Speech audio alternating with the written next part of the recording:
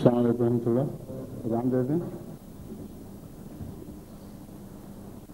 اللہ اکبر اللہ اکبر اللہ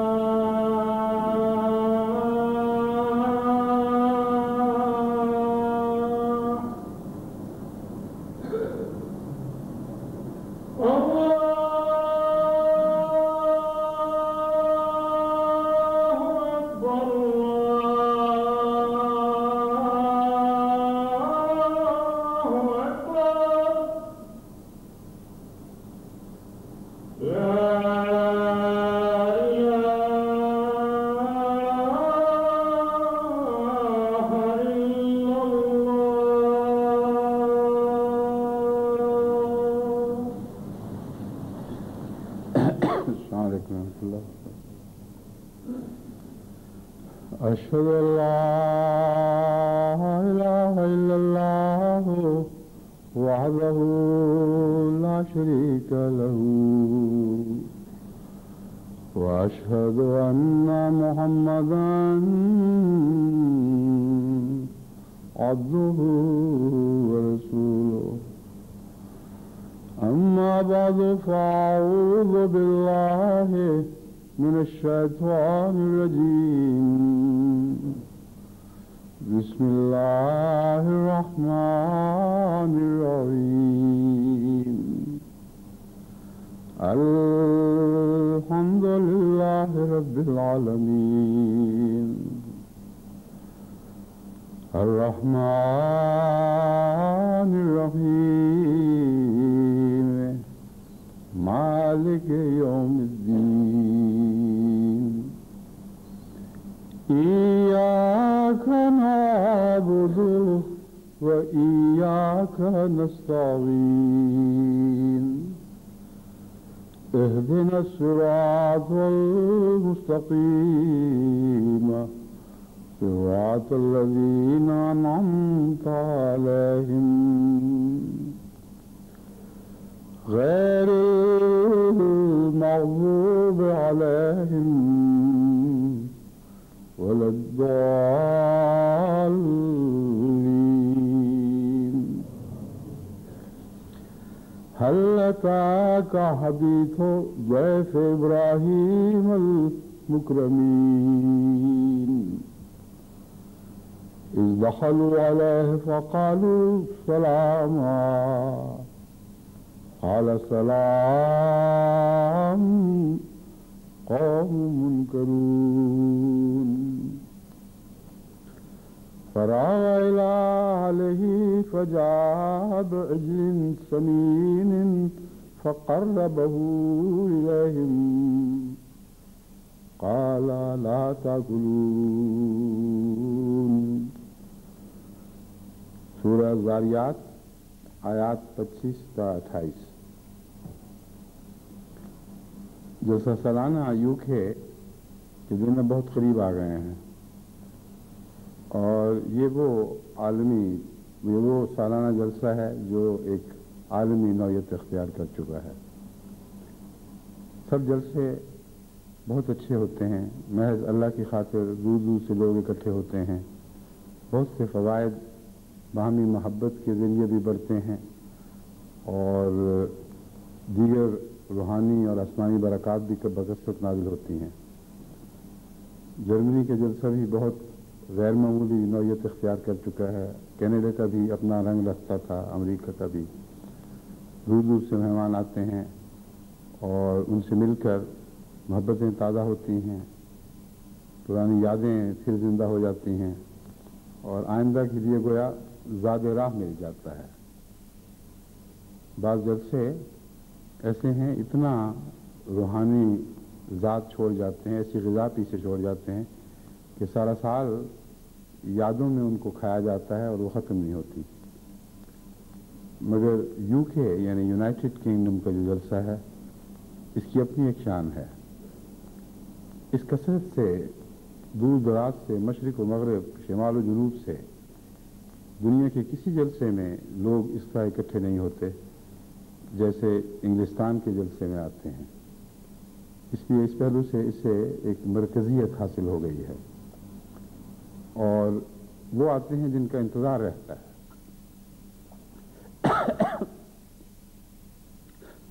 بعض چہرے دیکھنے کو آنکھیں ترستی ہے، خاص طور پر اپنے مظلوم بھائی، مظلوم بہنیں، مظلوم بچے جو پاکستان سے آتے ہیں. اترے ہوئے دکھے ہوئے چہرے آتے ہیں تو کھلکھلا اٹھتے ہیں، نئی زندگی، نئی تازگی پیدا ہوتی ہے. خوشیاں بھی لاتے ہیں، غم بھی لاتے ہیں، اور بیک وقت ایسی کیفیت میں وقت گزرتا ہے کہ اس کا بیان ممکن نہیں. لیکن جلسے کی عادت یہ ہے کہ مدتوں انتظار کراتا ہے، راہ دیکھتے چلے جاتے ہیں، اور جب آتا ہے تو اس طرح گزر جاتا ہے جیسے پلک جھپکنے میں نکل گیا. یہ وصل کی کیفیت کا حال ہے اور محبت کے طبی تقاضے ہیں. ایک ایسی کیفیت کو بیان کرنے کے لیے میں نے ایک دفعہ اپنے بیان کرنے کی ایک شعر میں یوں کوشش کی تھی کہ لمحات وصل جن پہ ازل کا گمان تھا، چٹکی میں اڑ گئے وہ طیور سرور شب. یعنی وہ لمحات وصل کے جب تھے تو لگتا تھا کہ ازل آ گئی ہے، وقت ٹھہر گیا ہے، اور جب گزرے تو یہ رات کے پرندے یہ لگتا تھا کہ چٹکی میں اڑ گئے. تو امر واقعہ یہ ہے کہ یہی وہ کیفیت ہے جو بعض ازلی صداقتوں کی طرف انسان کے ذہن کو منتقل کر دیتی ہے. چنانچہ اس مضمون پر غور کرتے ہوئے مجھے جنت کی ازل کی حقیقت سمجھ آ گئی، اور جہنم تھوڑے وقت کے ہونے کے باوجود کیوں لامتناہی دکھائی دے گی، اور کیوں جہنم کو بھی ابدی کہا گیا ہے، وہ راز بھی سمجھ میں آ گیا. جنت کا ہمیشہ ہمیشہ کے لیے ہونا ایک لازمی حقیقت ہے جس کے سوا چارہ نہیں ہے. کیونکہ اگر دنیا میں انسانی وصل کے تجارب اتنا گہرا اثر انسان کو چھوڑتے ہیں کہ آنے والوں کی موجودگی میں تو وقت لگتا ہے، ٹھہر گیا ہے، ہمیشہ کے لیے یہی وقت ہے، اس سے زیادہ آگے اور پیچھے کا کوئی دھیان باقی نہیں رہتا. اور جب گزرتا ہے تو جو लगता है आनंद फानन गुजर गया, एक लम्हे के लिए भी नहीं ठहरा। अगर वस्ल इलाही जिसको दुनिया के वसल के मुकाबले पर एक लामुतनाही अजमत हासिल है, उसकी रिफतों का इंसान तसव्वुर नहीं कर सकता। उसका सोचें, अगर वो किसी महदूद अरसे के लिए जन्नत होती तो जन्नत जो लुत्फ लाती जब जाती तो जितने दुख दे जाती उसका कोई तसव्वुर भी इंसान के लिए मुमकिन नहीं है। एक दुनिया के महबूब की जुदाई से देखो कितना दुख पहुंचता है। चंद लम्हे के वसल की घड़ियां जो सुख लाती हैं वो बाज़ दफ़ा उम्र भर का दुख पीछे छोड़ जाती हैं। बस ये वो फ़लसफ़ा है अज़ल और अबद का जिसकी हकीकत हमें कुरान करीम के माबादुल मौत के पेश करदा मनाज़िर से समझ आती है। जितना बड़ा दुख हो, जितनी शदीद तकलीफ हो, उतना ही वक्त लंबा हो जाता है और इतना लंबा हो जाता है कि ख़त्म होने में नहीं आता। बाज़ दुख की रातें लगता है सारी ज़िंदगी पे मुहित हो गई हैं और सुख की जिंदगियां जब ख़त्म होती हैं तो इंसान कहता है ख्वाब था जो कुछ के देखा, जो सुना अफसाना था, कुछ भी नहीं रहा, चंद दिन की बातें थीं।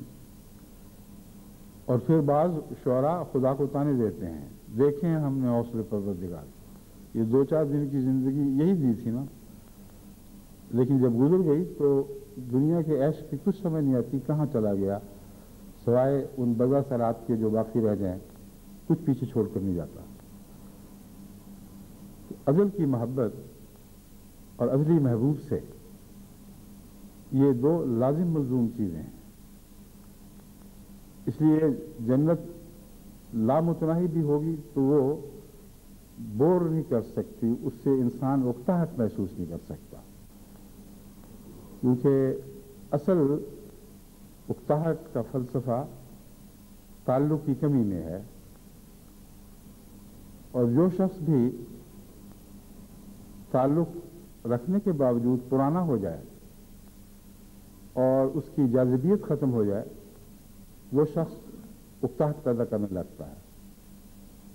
एक अल्लाह की ज़ात है जिसका ताल्लुक़ न सिर्फ ये कि बेइंतहा लज़्ज़तें लाता है, लामुतनाही सुरूर बख्शता है, जिसका कुरान करीम फरमाता है तुम इस दुनिया में तसव्वुर नहीं कर सकते, नामुमकिन है।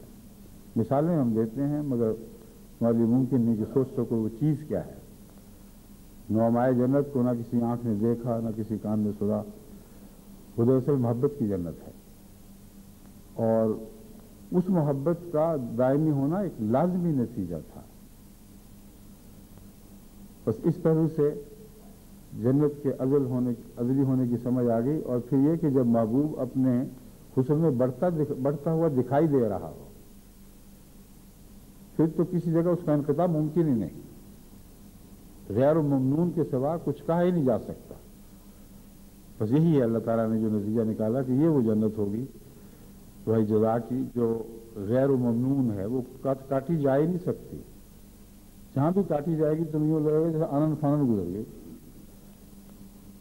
लेकिन जहन्नम का अबदी होने के बावजूद अबदियत का माना और है, जहां एक एक लम्हा एक अजाब दिखाई दे और यूं महसूस हो कि सारी उम्र दुख ही काटे हैं।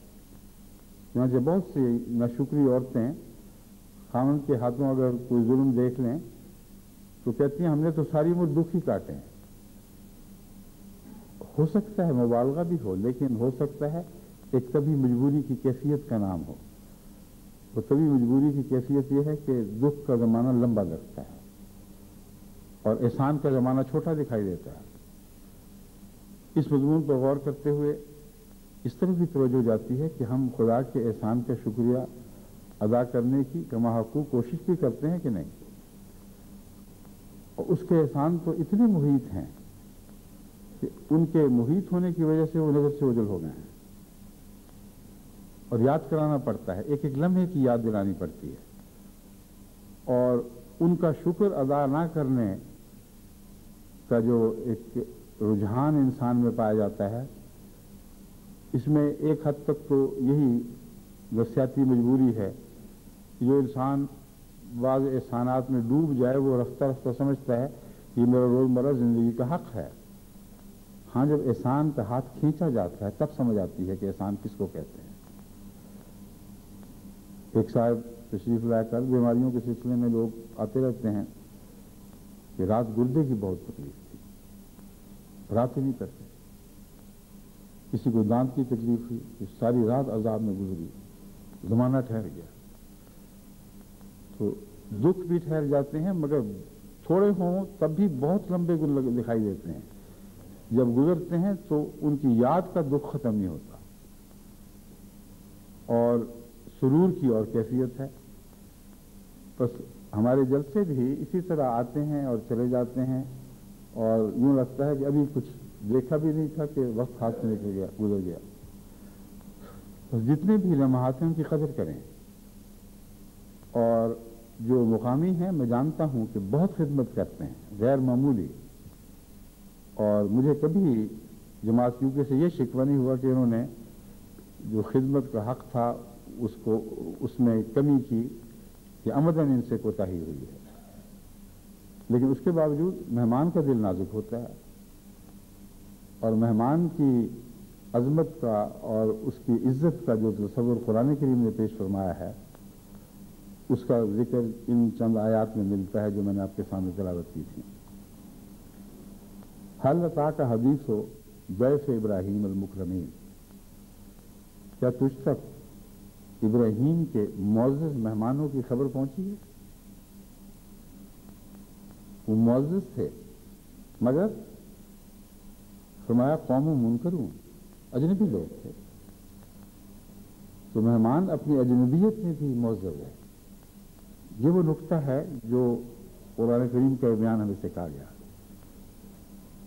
اور حضرت ابراہیم علیہ السلام کا حال دیکھیں.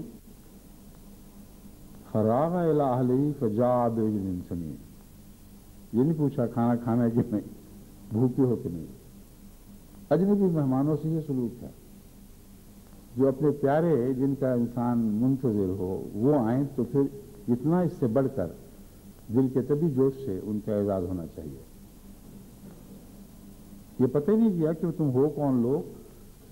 اجنبی لوگ تھے, جا کے تیار کیا, بچڑا ذبح فرما دیا اور فقربہ الیہم پیش کیا. تو حیرت سے پوچھا الا تاکلون, کھاؤ گے نہیں تم؟ اب یہاں منکرون کا معنی ایسا اجنبی جس سے انسان خوف کھاتا ہو اس جگہ درست نہیں ہے, کیونکہ ان کی وہ خوف والی اجنبیت کا علم بعد میں ہوا ہے. پہلی اجنبیت تھی وہ ان کی ذاتی اجنبیت تھی, ان کو کبھی دیکھا نہیں تھا, ان سے آشنائی نہیں تھی, اور تھے وہ مکرمون. کبھی بسا اوقات میں مغرب کے خطابات میں یہ نہیں کہتا کہ معزز مہمانوں اور دوسرے مہمانوں, میں کہتا ہوں تم سارے معزز مہمان ہو, کیونکہ قرآن کریم کی اصطلاح میں مہمان کے لیے معزز ہی کا لفظ ہے. اپنا ہو یا پرایا ہو, اجنبی ہو یا دیکھا بھالا ہو, سب مہمان معزز ہیں. اس پہلو سے جس حد تک بھی ممکن ہے مہمانوں کی خدمت کرنا لازم ہے, مگر یہ خیال کہ ہم نے خدمت کا حق ادا کر دیا یہ کافی نہیں ہے, کیونکہ بعض مہمان اپنی نزاکتیں لے کے ساتھ آتے ہیں اور جتنا وہ خود مہمانوں کی خدمت کرتے ہیں اس سے بہت زیادہ کی اپنے لیے توقع رکھتے ہیں.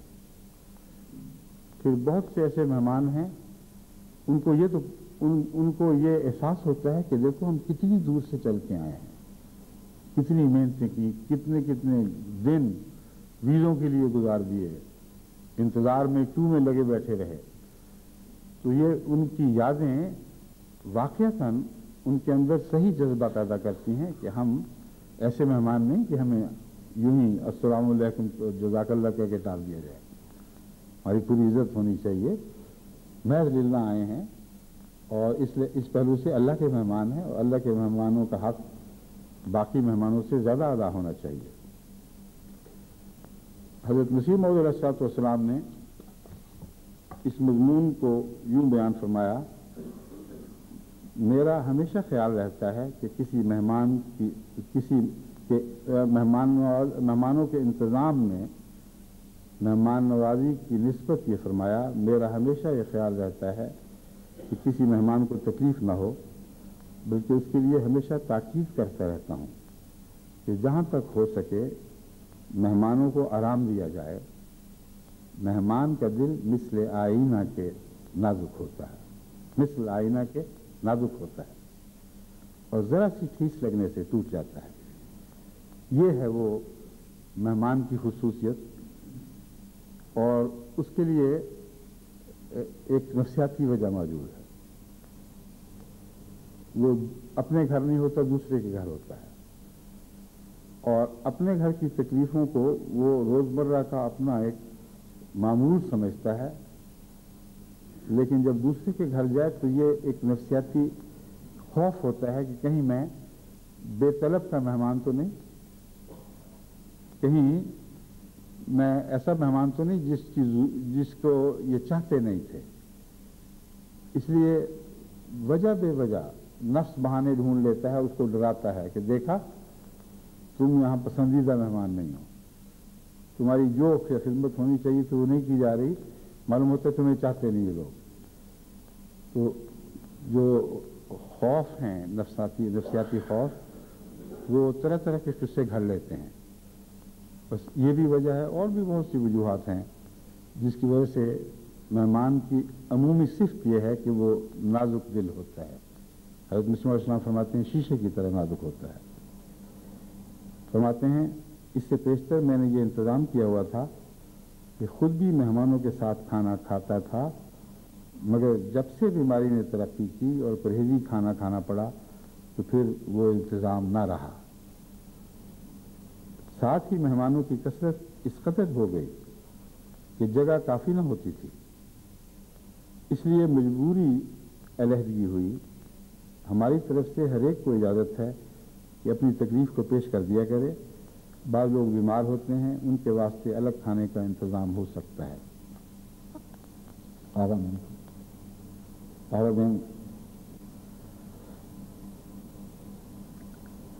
یہ جو مضمون ہے اس پر غور کرنا چاہیے۔ حضرت مسیح علیہ السلام کے زمانے میں کتنے مہمان ہوا کرتے تھے؟ چند تھے، مگر اپنے گھر میں رکھنے کے شوق میں حضرت مسیح علیہ السلام کوئی جگہ خالی نہیں چھوڑتے تھے، اور پھر وہ کثرت ایسی ہوئی کہ اپنے گھر میں نہیں رکھے جا سکے تو مہمان خانوں میں پہنچتے تھے، اور مہمان خانوں میں بھی پہنچنے کے باوجود حضرت مسیح علیہ السلام ذاتی توجہ نہیں دے سکتے تھے ہر ایک کی طرف۔ اس لیے اب تو یہ معاملہ بہت آگے جا چکا ہے، لیکن اللہ تعالیٰ کے فضل سے حضرت مسیح علیہ السلام کی دعاؤں کی قبولیت کا یہ نشان ہے، اور آپ نے جس رنگ میں مہمان نوازی میں تربیت فرمائی کہ جو کچھ آپ چاہتے تھے اب ہم اسے اپنی آنکھوں سے دیکھ رہے ہیں۔ ساری دنیا میں جماعت میں مہمان نوازی کا ایک ایسا جذبہ ہے جس کی کوئی مثال دنیا میں کوئی جماعت پیش نہیں کر سکتی۔ حیران کن ہے، اتنی تکلیفیں اٹھاتے ہیں مہمان کی آمد کے انتظار میں اس کی سہولت کی خاطر کہ جب میں ان کے وقار عمل دیکھتا ہوں، جو بچوں کو دیکھتا ہوں، بڑوں کو، عورتوں کو، مردوں کو، بعض کئی مہینے سے مسلسل اپنے آنے والے مہمانوں کے انتظار میں وہ خدمات سر انجام دے رہے ہیں جو احتیاطاً ان کو تکلیف سے بچانے کے لیے اور آرام پہنچانے کے لیے وہ کرنی پڑتی ہیں۔ وہ انتظامات خود اپنے ہاتھ سے درست کرتے ہیں، ہاتھ سے اس لیے کہ ہمارے پاس مہمان نوازی کے لیے جذبے تو بہت ہیں، لیکن پیسہ اتنا زیادہ نہیں کہ ہر کام پیشہ وروں سے کروا سکیں، اور اگر وہ ہوتا تو اچھا نہ لگتا، کیونکہ جو لطف اپنے ہاتھ سے مہمان کی خدمت کا ہے وہ پیشہ ورانہ کام سے ممکن ہی نہیں ہے۔ اس لیے شروع میں تو یہی دقت شاید ہو، مگر میں نے تجربے سے محسوس کیا ہے کہ خدا کی تقدیر یہ ہے جن کاموں میں روپے کی ضرورت پڑے بے شمار عطا فرماتا ہے، تو وہ ہمیں اسی طرح دیکھنا چاہتا ہے کہ مہمان کی خدمت کے لیے روپے پر انحصار نہ ہو، ذاتی قربانی پر انحصار ہو، اور جو لطف اس خدمت کا ہے وہ کسی اور خدمت میں ممکن نہیں ہے۔ میں نے دیکھا ہے مہمان نوازی کے تعلق میں اگر کسی مہمان سے تعلق ہو تو گھر والی خود صفائیاں کرتی پھرتی ہے، نوکر ہوں بھی تو اعتماد نہیں کرے گی، وہ ایک ایک چیز کو خود دیکھے گی، خود سلیقے سے لگائے گی، اور چند لمحے ہیں مہمان نوازی کے جو آیا اور گزر بھی گیا، لیکن اس کی دیکھیں تیاریاں کیسی کی جاتی ہیں، اور یہ محبت کے نتیجے میں ہوتا ہے، اور محبت کے علاوہ اس سلیقے کے نتیجے میں جو حضرت مسیح موعود علیہ السلام نے ہمیں بخشا ہے مہمان نوازی کے لیے۔ آپ کی مثالیں حیرت انگیز ہیں، کس طرح اب مہمان نوازی کیا کرتے تھے۔ بعض پڑھتے وقت آنکھوں سے جذبات کا سیلاب ابھر جاتا، سردی کی راتیں اتنی سخت راتیں کہ مہمانوں کے لیے وہ راتیں برداشت کرنا مشکل ہو رہا تھا۔ مطالبے آ رہے تھے کہ حضرت وہاں دلائی کم ہوگی، وہاں رضائی کم ہوگی، وہاں کمبل کی ضرورت، آپ گھر سے سب کچھ پاڑ کے چلے گئے۔ آخر ایک دفعہ ایک اطلاع دینے والے سے آ کر کمرے میں دیکھا تو اپنا جبہ لے کر کرسی پر پڑے ہوئے تھے، کوئی چیز گھر میں سونے کے لیے اپنے اوپر اوڑھنے کے لیے نہیں تھی۔ آپ نے فرمایا کہ یہی کچھ ہے، اللہ کا کتنا احسان ہے، اسی میں مجھے آرام اور سکون مل رہا ہے۔ حضرت مسیح موعود علیہ السلام کی مہمان نوازی کی لطافتیں آپ دیکھیں تو عقل حیرت میں ڈوب جاتی ہے، کیسی لطافت تھی، کیسی باریکیاں تھی اس مہمان نوازی میں۔ بس وہی حضرت مسیح موعود علیہ السلام کے جذبے ہیں جو آسمان سے اب احمدیوں پر فرضوں کی صورت میں نازل ہو رہے ہیں، اور ایک ایسی جماعت رونما ہوئی ہے دنیا میں جس کے مطابق انسان یقین سے کہہ سکتا ہے کہ دنیا کی کوئی قوم مہمان نوازی میں اس کے پسند کو بھی نہیں پہنچ سکتی۔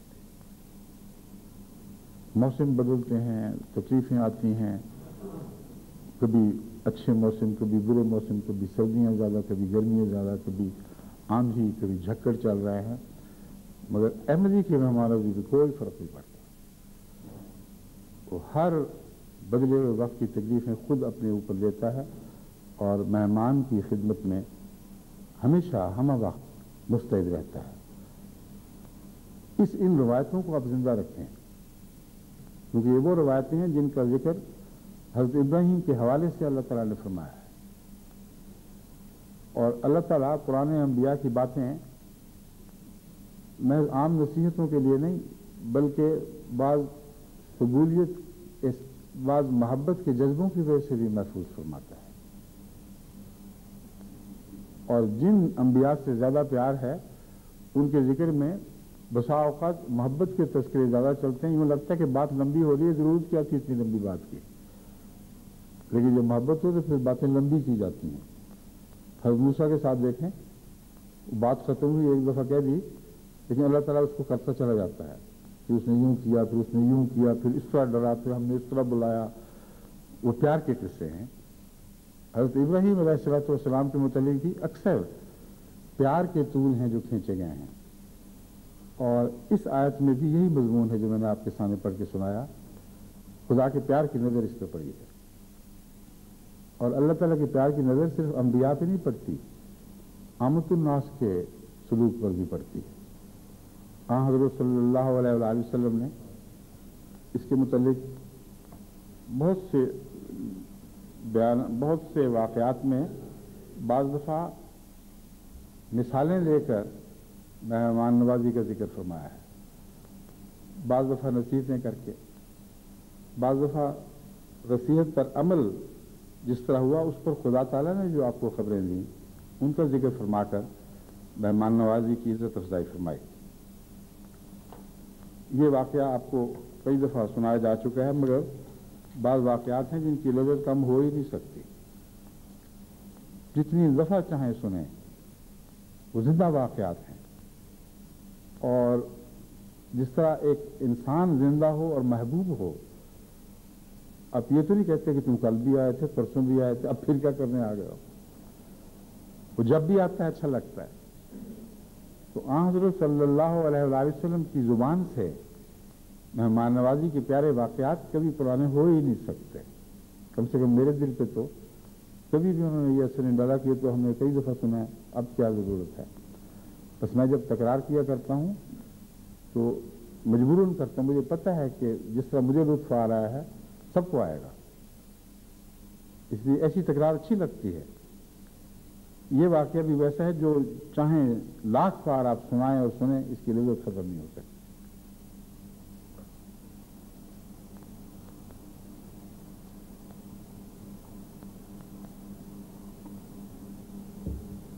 بخاری کی حدیث ہے المناقب سے باب ویؤثرون علی انفسہم ولو کان بہم خصاصہ. وہ اپنے نفس پر دوسروں کو ترجیح دیتے ہیں. ولو کان بہم خصاصہ، خواہ ان کو خود بھوک کی تنگی مشکلات میں مبتلا کیے ہوئے. خصاصہ ایسی حالت کو کہتے ہیں جب خرچ کرنے کے لیے کچھ نہ ہو، کچھ دینے کے لیے نہ ہو. ایسی حالت میں جب کہ خود وہ تنگی محسوس کر رہے ہوں، پھر وہ دوسروں پر اپنے آپ کو قربان کر دیتے ہیں. حضرت ابو ہریرہ رضی اللہ تعالیٰ عنہ بیان کرتے ہیں کہ ایک مسافر حضور صلی اللہ علیہ وآلہ وسلم کی خدمت میں آیا. آپ نے گھر کہلا بھیجا کہ مہمان کے لیے کھانا بھجواؤ. جواب آیا کہ پانی کے سوا گھر میں کچھ نہیں. اس سے آن حضرت صلی اللہ علیہ وسلم کی روزمرہ کی زندگی کے حالات کا بھی تصور ہوتا ہے. اللہ تعالیٰ بہت دیتا تھا، لیکن جس رفتار سے آتا تھا اسی رفتار سے آپ آگے چلا دیا کرتے تھے. اس لیے بعض دفعہ ایسا بھی ہوا کہ گھر میں اور کچھ نہیں تھا، مگر یہ مطلب نہیں کہ آن حضور صلی اللہ علیہ وسلم اپنے اہل و عیال کو بھی ان کی خواہش کے بغیر مشکل میں ڈالتے تھے. بعض لوگ یہ حدیثیں پیش کر کے یہ تصور باندھتے ہیں، یہ تاثر پیدا کرنے کی کوشش کرتے ہیں کہ حضور صلی اللہ علیہ وسلم اپنے اہل و عیال کو مشکل میں ڈالتے تھے. یہ درست نہیں ہے. آپ بہت خیال فرماتے تھے، مگر بعض واقعات بعض ایسے زمانوں کے بھی ہو سکتے ہیں جبکہ بہت زیادہ تنگی کا دور تھا، اور بعض مہینوں بلکہ سال ایسے آئے ہیں جبکہ سارے مسلمان بھوک میں مبتلا رہتے تھے، اور آن حضرت صلی اللہ علیہ وآلہ وسلم ان کے سب سے زیادہ اثار کرنے والے تھے. اس دور میں یقیناً آپ نے اپنی تنگی کے ساتھ اپنے اہل و عیال کو بھی شامل فرمایا، مگر ان کے جذبے اور شوق کو ساتھ چلاتے ہوئے، یہ نہیں کہ ان پر مجبوراً کوئی چیز ٹھونسی گئی. اس کی بہت سی مثالیں میرے سامنے ہیں، مگر اس وقت اس تفصیل میں جانے کا موقع نہیں. یہ واقعہ میں آپ کے سامنے رکھتا ہوں. گھر کہلا بھجوایا، مہمان کے لیے کچھ لاؤ. عرض کیا گیا پانی کے سوا کچھ نہیں. اس پر حضور نے صحابہ سے فرمایا اس مہمان کے کھانے کا بندوبست کون کرے گا؟ ایک انصاری نے عرض کیا حضور میں انتظام کرتا ہوں. اب یہ جو واقعہ ہے میرے اس نظریے کی تائید کر رہا ہے. ایک عام دور تھا تنگی کا، اس زمانے کی بات ہو رہی ہے، اور صحابہ میں سے ایک شخص نے کہا میں کرتا ہوں. اور لوگ سمجھے ہوں گے کہ اس کے پاس بہت زیادہ کھانا ہے اس لیے اس نے کہا ہے، لیکن کیسے کیا اس کا حال سنیے. چنانچہ وہ گھر گیا، اپنی بیوی سے کہا آن حضرت صلی اللہ علیہ وسلم کے مہمان کی خاطر مزارات کا انتظام کرو. بیوی نے جواب میں کہا آج گھر میں تو صرف بچوں کے لیے کھانا ہے، نہ میرے لیے نہ تمہارے لیے. انصاری نے کہا اچھا تو کھانا تیار کرو، اور ہاں کھانا تیار کرو پھر چراغ جلاؤ، اور جب بچوں کے کھانے کا وقت آئے تو ان کو تھپ تھپا کر بہلا کر سلا دو. چنانچہ عورت نے کھانا تیار کیا، چراغ جلایا، بچوں کو بھوکا سلا دیا. پھر چراغ درست کرنے کے بہانے اٹھی اور جیسے پلو لگ جاتا ہے اس طرح گویا حادثے کے طور پر چراغ بجھا دیا. پھر دونوں مہمانوں کے ساتھ کھانا کھانے بیٹھے اور آوازیں منہ سے ایسے نکالتے رہے جیسے چٹخارے لے رہا ہوں. حالانکہ وہ بچوں کا کھانا بھی معلوم ہوتا ہے اتنا نہیں تھا کہ بچوں کا بھی پیٹ بھر سکے، کیونکہ بمشکل ایک مہمان کے کام آیا. اور مہمان یہ سمجھتا رہا کہ میزبان بھی میرے ساتھ کھانا کھا رہے ہیں، منہ سے چٹخاروں کی آوازیں سن رہا تھا. جب صبح تو انصاری حضور کی خدمت میں حاضر ہوا تو آپ نے ہنس کے فرمایا، تمہاری رات کی تدبیر سے تو اللہ تعالیٰ بھی آسمان پر ہنس پڑا. ایک روایت یہ بھی میں نے سنی ہے کہ خدا بھی چٹخارے لینے لگا جب تم چٹخارے لے رہے تھے. یہ پاک باطن اثار پیشہ لوگ کس طرح اپنی ذات پر دوسروں کو ترجیح دیتے تھے، مگر اللہ کا احسان دیکھیں کہ ایک ادنا سے ادنا حالت کی قربانی کو بھی خدا نے نظر انداز بھی فرمایا. جیسے قرآن میں حضرت ابراہیم علیہ السلام کی مہمان نوازی کے ذکر کو ہمیشہ کے لیے محفوظ کر دیا، اور اس طرح محفوظ کیا کہ جب بھی پڑھے دل اس سے حیران رہ، دل اس سے پگھل جاتا ہے حضرت ابراہیم کی محبت میں. اور اس واقعہ کو آن حضرت صلی اللہ علیہ وسلم کی زبان سے محفوظ فرما دیا اور الہاماً آپ کو خبر دی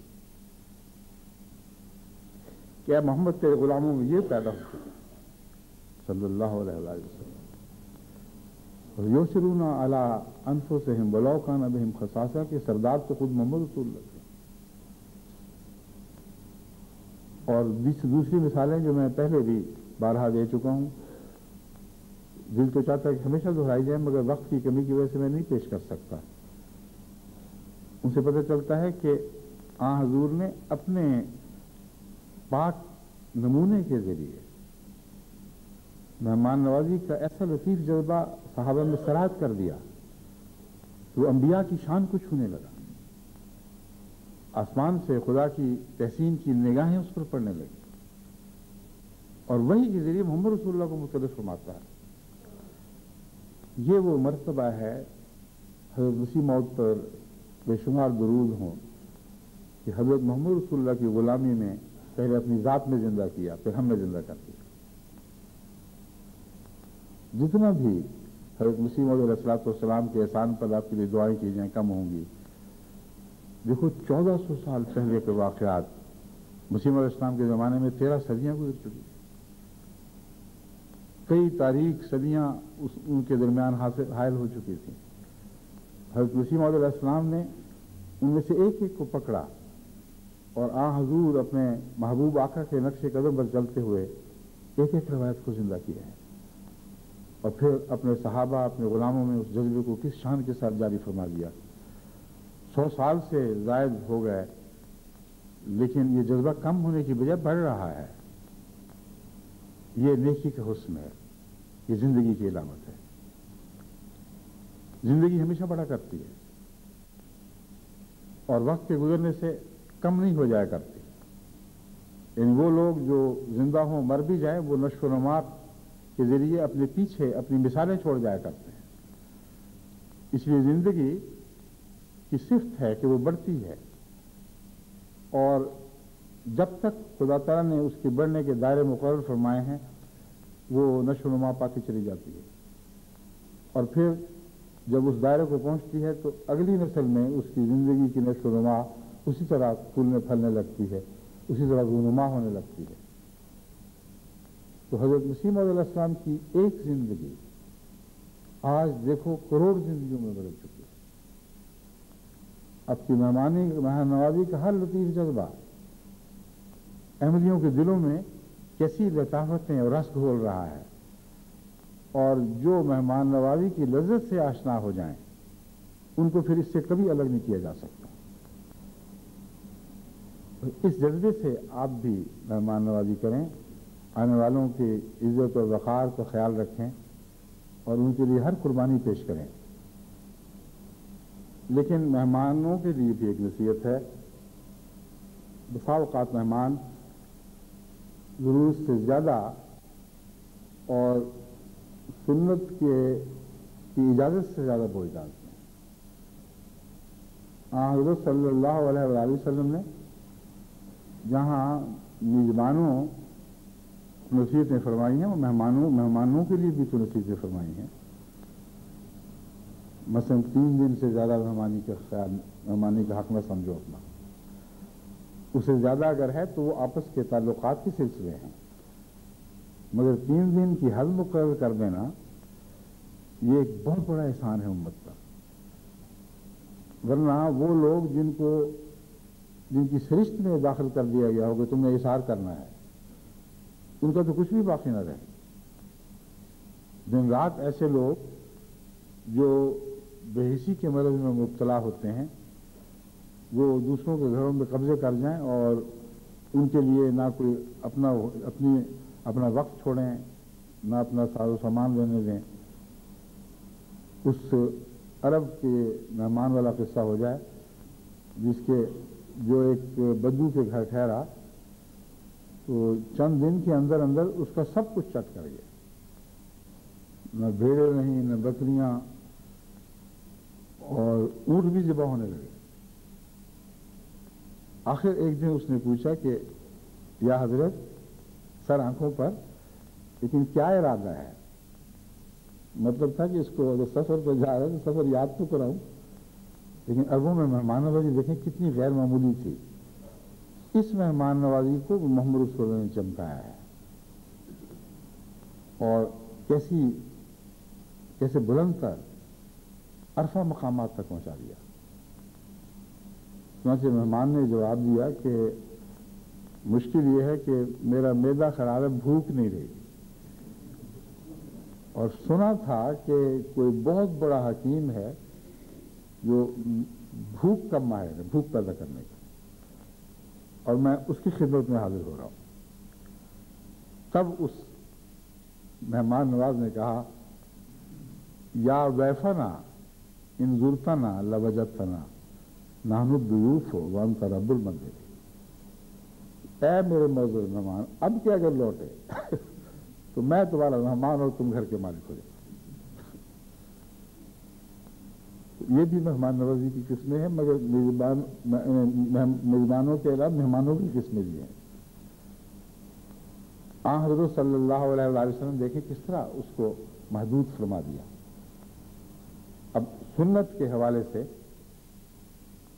مہمان مجبور ہو گیا ہے کہ 3 دن تک حق سمجھے اور اس کے بعد کہے کہ مجھے اجازت دیں، اور پھر اگر وہ دیکھے آثار میں بھی اجازت نہ دیتے ہوئے بھی کوئی میزبان تکلیف میں ہے تو اس کا اخلاقی فرض ہے کہ لفظوں کے بہانے نہ ڈھونڈے. جس طرح حضرت ابراہیم علیہ السلام نے مہمان سے نہیں پوچھا تھا کہ کھانا کھاؤ گے کہ نہیں، اس میں ایک نفسیاتی نکتہ ہے. اگر مہمان سے پوچھا جائے کہ کھانا کھاؤ گے کہ نہیں تو بسا اوقات وہ کہتے ہیں نہیں، ضرورت نہیں ہے. جن لوگوں میں جھوٹ کی عادت ہے وہ بعض دفعہ جھوٹ بول دیتے ہیں کہ یہ کھا کے آئے ہیں. جہاں سچ پر زور دیا جاتا ہے وہ کوئی اور بہانہ چلاکی سے بات کو ٹالتے ہیں. اور ہمارے تجربے میں خدا کے فضل سے یہ بات بہت زیادہ دیکھی جاتی ہے کہ ایک مہمان جھوٹ بول نہیں سکتا، بوجھ ڈالنا نہیں چاہتا، وہ ادھر ادھر کے بہانے بنائے گا اور سیدھا بات کا جواب نہیں دیتا. میزبان کا بھی یہی حال ہے. یہ یک طرفہ قصہ نہیں ہے. جب آپ میزبان سے اجازت مانگیں گے تو وہ یہی کہے گا کہ نہیں ٹھہریں بڑے شوق سے، آپ کا اپنا گھر ہے.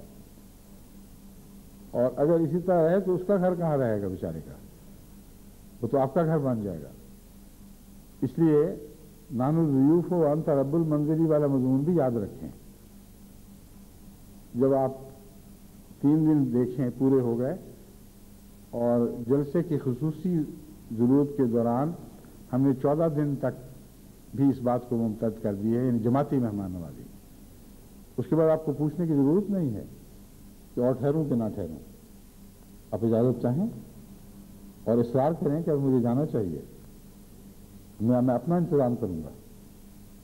اگر مہمان بضد ہو اور آپ کو دکھائی دے کہ وہ مصر ہے کہ آپ اپنے قیام کو لمبا کریں تو اس کو تکلیف نہیں ہوگی، تو پھر شوق سے آپس کے سلسلے ہیں، اس میں تو حکم نہیں ہے کہ لازماً 3 دن کے بعد جدائی اختیار کی جائے یا 14 دن کے بعد جدائی اختیار کی جائے، مگر اب نیتوں کا حال ہے، اپنی نیتوں کو ٹٹولا کریں اور نیتوں کو صاف رکھیں گے تو پھر کبھی کوئی خرابی پیدا نہیں ہوگی۔ اگر نیتوں میں بھی ٹیڑھا پن آ گیا تو پھر آپ کے نکالے ہوئے سب نتیجے غلط ثابت ہوں گے۔ دوسری باتیں جو اور کرنے والی تھیں، وقت تو تھوڑا ہے، اور جو بھی احادیث کے یا حضرت اقدس مسیح علیہ السلام کے حوالے میں نے اکٹھے کیے تھے وہ آئندہ ایسے موقعوں پہ کام آتے رہیں گے۔ اب میں ایک اور بات کی نصیحت آپ کو کرنا چاہتا ہوں، وہ یہ ہے کہ اس جلسے میں خدا تعالیٰ کے فضل کے ساتھ آپ پہلے سے بھی بڑھ کر غیر معمولی فضلوں کو نازل ہوتا دیکھیں گے، اور ان فضلوں کے دیدار کی جو خدا نے توفیق عطا فرمائی ہے اس کا شکر ادا کرنا واجب ہے۔ یہ دن ذکر الہی میں گزاریں اور اللہ تعالیٰ کے فضلوں پر اس کے احسانات کا شکر ادا کرتے ہوئے اپنے وقت کو کاٹیں اور اس جنت سے لطف اندوز ہوں۔ جو شکر کی جنت ہے ویسی کوئی جنت نہیں۔ شکر ایک ایسی عظیم نعمت ہے کہ شکر گزار بندہ جو ہے وہ واقعتاً اللہ تعالیٰ کی رحمت کے سائے تلے اس دنیا میں جنت پا جاتا ہے، اور اس کے عظیم فوائد ہیں جو اپنی ذات میں الگ خطاب کو چاہتے ہیں۔ مگر اتنا میں آپ کو کہوں گا کہ خدا کے فضلوں کا شکر کیسے ممکن ہوگا جو بارش کی طرح برس رہے ہوں، انگنت ہوں۔ ناممکن ہے کہ آپ ان کا احاطہ کر سکیں۔ تو جہاں تک ہمارا فرض ہے ہمیں چاہیے کہ جس حد تک ممکن ہے خدا کے فضلوں پر نظر کریں اور ان کے احسان کا بدلہ تو خدا کا انسان اتار نہیں سکتا، ناممکن ہے۔ ایک ذریعے سے وہ احسان کا بدلہ اتارنے کا احساس اور شعور بیدار کر سکتا ہے، اور وہ یہ ہے کہ مما رزقناہم ینفقون، جتنا خدا عطا فرماتا ہے اتنا ہی وہ آگے بنی نوع انسان پر اور نیک کاموں پر خرچ کرتے چلے جاتے ہیں۔ تو احسان کا جو سلسلہ ہے وہ جو آسمان سے اترتا ہے وہ نیچے کی طرف بہتا ہے، مگر جب خدا کے نام پر خرچ کیا جائے تو یہ ایک احسان کے شعور کو زندہ رکھنے کا ذریعہ بن جاتا ہے۔ ایک کوشش تو ہے، انسان یہ تو کہہ سکتا ہے کہ خدا تیرے احسانات کا تو بدلہ ممکن نہیں، تجھے ضرورت کوئی نہیں، مگر تیرے بندوں کو تو ضرورت ہے۔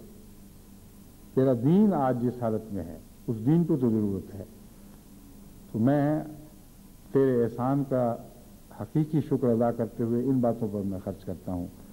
اپنا وقت بھی زیادہ خرچ کریں، اور وہ احسانات جو خدا تعالیٰ کے فضل سے تمام دنیا میں بکثرت احمدی ہونے کے ذریعے نازل ہو رہے ہیں، ان کا حق ادا کرنے کے لیے لازم ہے کہ اپنی تربیت بھی کریں اور دوسروں کی تربیت کے لیے اپنا پہلے سے زیادہ وقت دیں۔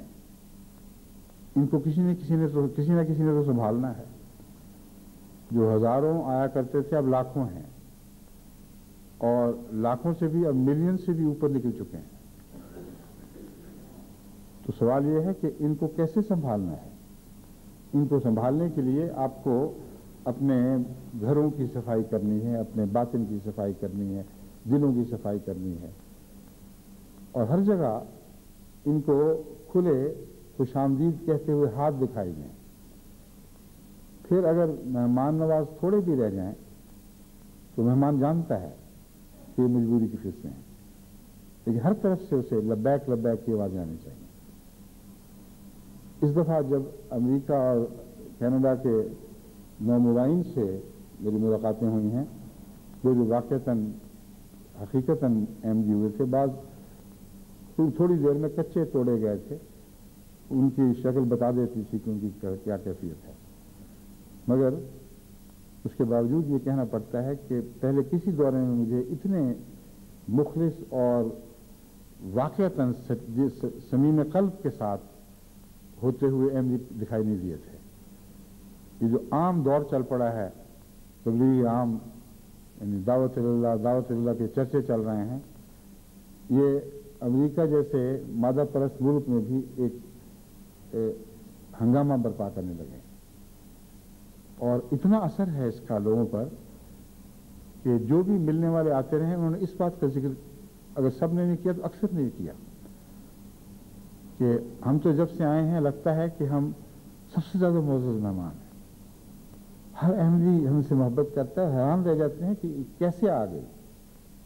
پتہ چلتا ہے نو آئے ہیں تو بے اختیار ان کے دل اچھلتے ہیں سینوں سے، اور ہمارے دلوں کو لینے کے لیے آگے بڑھتے ہیں استقبال کے لیے۔ یہ وہ مضمون ہے جو تربیت کے تعلق میں ہر احمدی کو یاد رکھنا چاہیے۔ اب آنکھیں بند کر کے اور منہ یعنی آنکھیں بند کر کے اور منہ میں گھنگھریاں ڈال کر بیٹھنے کا وقت نہیں رہے، اب تو آپ کو کھل کر لبیک کہنا پڑے گا، اور آگے بڑھ کر جس کو اجنبی کو دیکھیں قوم منکر ان کا خیال کریں۔ ابراہیم علیہ السلام نے بھی تو اجنبی دیکھا تھا، اور دیکھیں کیسا ان کی مہمان نوازی کا انتظام فرمایا۔ تو یہ اجنبی لوگ جو آ رہے ہیں ان کو زیادہ دیر اجنبی نہ رہنے دیں، تیزی سے اپنے اندر ملائیں تاکہ پھر یہ مہمان نواز بن جائیں، اور زیادہ دیر تک یہ مہمان نہ رہیں، جلد جلد مہمان نوازوں میں تبدیل ہونے لگیں۔ اگر ہم نے ایسا نہ کیا تو بڑھتے ہوئے تقاضوں کو ہم پورا نہیں کر سکیں گے۔ عظیم انقلاب برپا ہو رہا ہے جس کا آج سے 10 سال پہلے مثلاً کوئی آدمی تصور بھی نہیں کر سکتا، وہم گمان میں بھی نہیں آ سکتا، خود میرے ذہن میں بھی نہیں آ سکتا تھا۔ ایک دفعہ میں نے بڑی چھلانگ لگائی تھی تو میں نے سوچا تھا کہ ایک سال میں 1 لاکھ احمدی ہو جائے تو کتنا مزہ آئے گا، اور مگر اللہ تعالیٰ بعض دفعہ بے اختیار بے سوچی سمجھی اسکیم کے الفاظ منہ پہ ایسے جاری کر دیتا تھا کہ میں خود بھی حیران تھا کہ میں کیا کہہ رہا ہوں، لیکن یقین کے ساتھ خدا کی قسمیں کھا کر میں جماعت کو بتا رہا تھا کہ میں بکثرت فوج در فوج لوگوں کو احمدیت میں داخل ہوتا دیکھ رہا ہوں، اس کثرت سے آئیں گے ہر طرف سے کہ آپ کے وہم و گمان میں بھی نہیں ہے۔ ایسے ہی ایک خطاب کے موقع پر ایک ہندو پنڈت جو باہر سے آیا ہوا تھا، اس نے احمدی سے کہا کہ آج تو مجھے لگتا ہے میں نے کرشن دیکھ لیا ہے، کیونکہ جس یقین کے ساتھ اس نے خدا کی باتیں کی ہیں وہ سچے انسان کے سوا کوئی کر نہیں سکتا۔ اور لوگ کہتے تھے یہ کیسے ہوگا، مانتے تو تھے، دل بھی چاہتا تھا کہ مان جائیں، مگر آثار نہیں تھے۔ اب دیکھو کیسا خدا نے موسم بدل دی، کہاں پلٹ گئی۔ وہ جماعتیں ہیں جن کے متعلق سال ہر سال کی کوششیں بیکار گئیں، انہیں زندگی کا اثار پیدا نہ ہو سکے۔ اب وہ جب خبریں بھیجتے ہیں تو میں حیران رہ جاتا ہوں کہ میں نے تو ان سے اتنی توقع نہیں رکھی تھی، وہ اس سے آگے نکل گئے ہیں۔ پھر میں وہ کہتا ہوں اچھا غلطی ہو گئی، اب آپ کا ہم ٹارگٹ بڑھا رہے ہیں، اور اس پہ وہ ناراض نہیں ہوتے، وہ کہتے ہیں اچھا دعا کریں ہم یہ ٹارگٹ بھی پورا کریں، اس سے بھی آگے نکلیں، اور اللہ کے فضل سے یہ بھی ہو جاتا ہے۔ تو دن ایسے آ گئے، یعنی پھل پک رہے ہیں اور خدا پکا رہا ہے، موسم لے آیا ہے، ہماری کوششوں کا کوئی دخل نہیں ہے، ہمیں کوششوں کی توفیق بھی خدا نے بخشی ہے۔ اس بات کا جتنا میں قائل ہوں کوئی مجھ سے بڑھ کر نہیں ہو سکتا، کیونکہ میں تو جوانی کے آغاز سے ہی تبلیغ کی رٹ لگائے رکھتا تھا، خدام الاحمدیہ میں بھی، وقف جدید میں بھی، جہاں بھی میری پوسٹنگ ہوئی، جہاں جاتا تھا تبلیغ کرو، اٹھو اور دعوت دو، مجلسیں لگاتا تھا ہر جگہ، سوال جواب کی، وہ ایک جنون کی سی کیفیت اللہ تعالیٰ نے خود میرے دل میں ڈالی تھی، میری اس میں قطعاً کوئی خوبی نہیں تھی۔ میں سمجھتا ہوں، اب میں سمجھتا ہوں کہ مجھے تیار کیا جا رہا تھا، اور اب دیکھیں باوجود ان سب کوششوں کے کبھی بھی کوئی نتیجہ نہیں نکلا۔ ان معنوں میں کہ میں کوئی انقلاب ہوتا دیکھوں، واقعتاً لوگ تبلیغ شروع کر دیں۔ یہی مسجد لنڈن ہے، یہاں کے امام صاحب کو میں چٹھیاں لکھتا تھا تو جواب آتا تھا کہ یہاں حالات اور ہیں، آپ نہیں سمجھتے۔ جرمنی والوں کو کہتا تھا، وہ کہتے تھے یہاں تو نہیں کچھ ہونے، دنیا ہی اور ہے، اب کس دنیا میں بسے ہوئے ہیں، امریکہ والے ہوں یا غیر ہوں، دوسرے ملکوں کے ہوں، اب وہاں حالات ایسے پلٹ گئے ہیں کہ جیسا کہ میں نے بیان کیا، اس یقین سے دن بدن میرا دل بھر رہا ہے کہ اللہ تعالیٰ نے کہنے کی بھی توفیق بخشی ہے، اور جب اثر ڈالنا تھا تو آسمان سے اثر اترا ہے،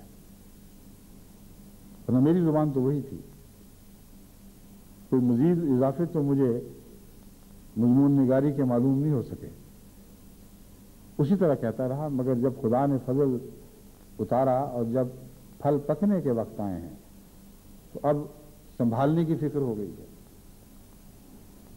اس لیے سنبھالنے کے تعلق میں آپ سے عرض کر رہا ہوں کہ یہ بھی ایک مہمان نوازی ہے، اس کا بھی حق ادا کریں، اور اس کے لیے آپ کو تیاری کرنی ہوگی۔ حضرت مسیح علیہ السلام فرماتے ہیں، حضرت اقدس محمد مصطفیٰ صلی اللہ علیہ وسلم کے صحابہ نے اپنے نفوس کو جھاڑو دے دے کے صاف کیا ہے، تو آپ بھی نفسوں میں جھاڑو دیں، اپنی ان کمزوریوں کو دور کریں جو آنے والوں کے اوپر بعض دفعہ بد اثرات چھوڑ جاتی ہیں، ان کے جذبوں کو بجھا دیا کرتی ہیں۔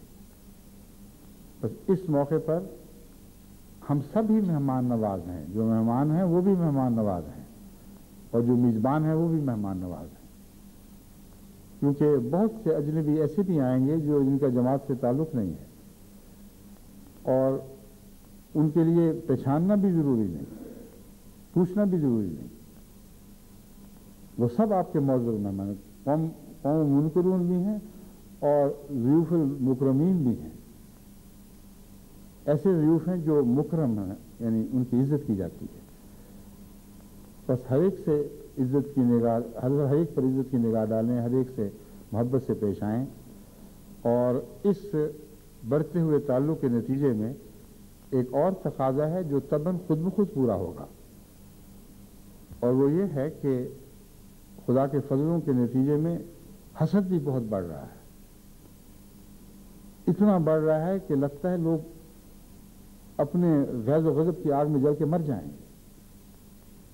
چنانچہ قرآن کریم میں جو اس مضمون کی یوں فرمایا گیا ہے، غوذوا موتوا بغیظکم، یہی سلسلہ ہے تو مر جاؤ اپنے غیظ میں، لیکن یہ خدا کی طرف سے ہے ارشاد،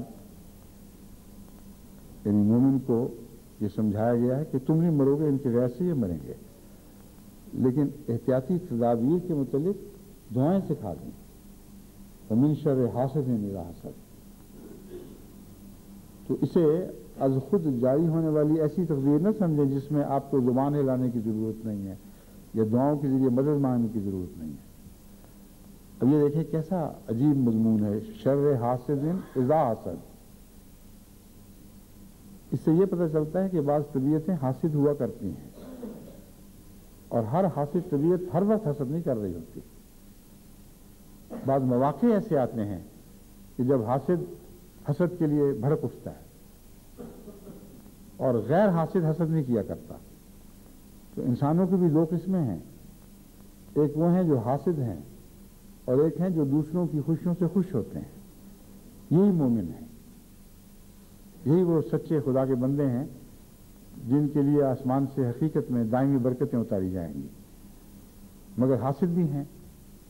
تو جیسا کہ میں نے بیان کیا، پہلے اپنے نفس کو صاف کرنا چاہیے، اس ضمن میں جہاں آپ لوگوں سے ملیں گے وہاں نظر بھی رکھیں کہیں کوئی حسد جماعت کو نقصان پہنچانے والا تو نہیں، ایک نگرانی کی آنکھ کے ساتھ بھی دیکھیں، مگر ادب اور احترام کے ساتھ۔ شک کی نظر اور ہے اور احتیاط کی نظر اور ہے۔ حضرت صلی اللہ علیہ وسلم سے بڑھ کر احتیاط کی نظر کوئی نہیں رکھتا تھا، اور آپ سے بڑھ کر شک کے خلاف کسی نے تعلیم نہیں دی۔ ایک عجیب حسین توازن ہے ان دو باتوں کے درمیان۔ تو آپ نے ناحق بدظنیاں تو نہیں کرنی، مگر احتیاط کے وہ سارے تقاضے پورے کرنے ہیں جو آن حضرت صلی اللہ علیہ وآلہ وسلم نے ہمیں سکھائے، اور قرآن کریم کی اس آیت نے ان کی طرف متوجہ کر کے ہمیں ہمیشہ دعا کرتے رہنے کی طرف ہدایت فرمائی، من شر حاسد اذا حسد۔ اور گھر صاف کرنے کا جہاں تک مضمون ہے، اپنے دل کو ٹٹولیں کہ آپ کہیں حاسد تو نہیں۔ ہم میں بھی حاسد مزاج کے لوگ ہیں، وہ جب بھی نظام پہ تنقید کرتے ہیں بھلائی کی خاطر نہیں، حسد کی وجہ سے کرتے ہیں۔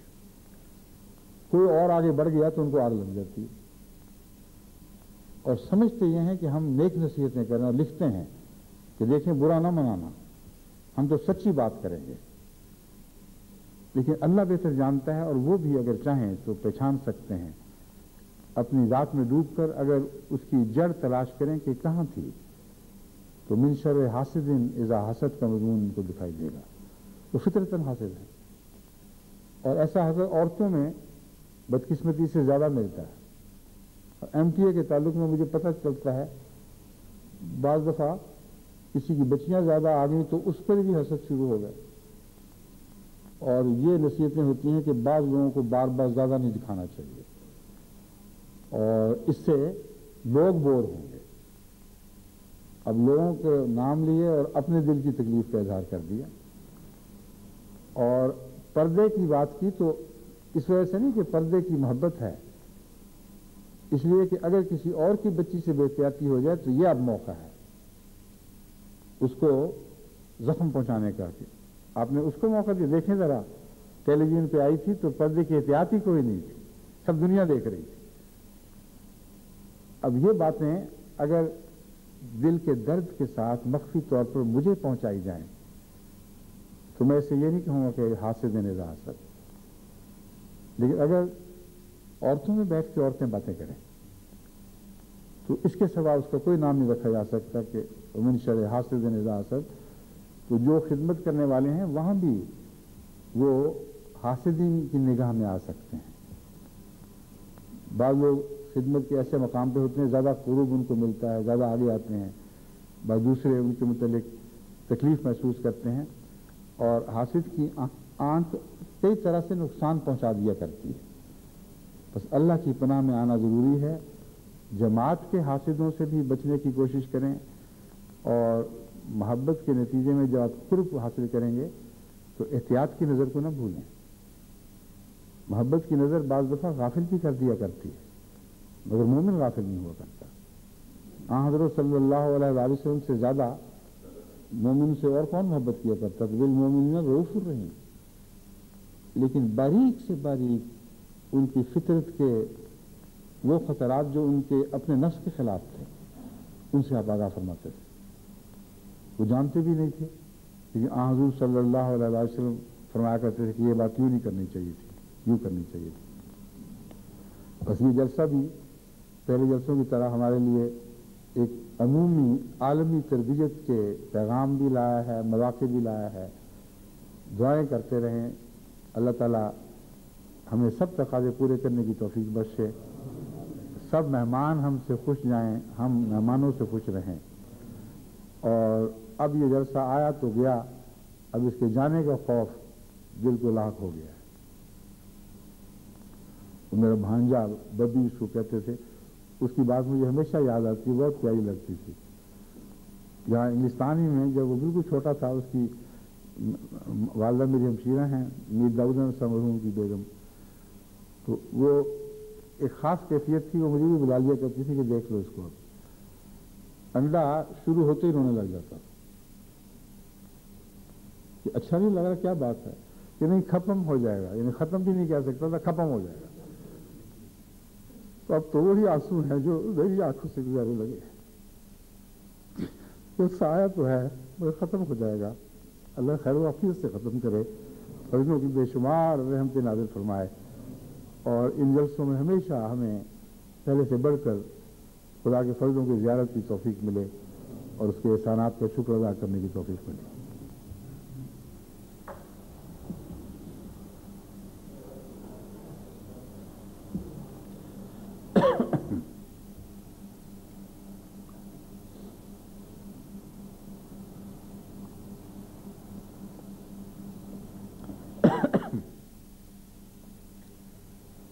الحمد لله نحمده ونستعينه ونستغفره ونؤمن به ونتوكل عليه ونعوذ بالله من شرور أنفسنا ومن سيئات أعمالنا من يهده الله فلا مضل له ومن يضلله فلا هادي له ونشهد أن لا إله إلا الله وحده لا شريك له ونشهد أن محمدا عبده ورسوله عباد الله رحمكم الله إن الله يأمر بالعدل والإحسان وإيتاء ذي القربى وينهى عن الفحشاء والمنكر والبغي يعظكم لعلكم تذكرون اذكروا الله يذكركم وادعوه يستجب لكم ولذكر الله أكبر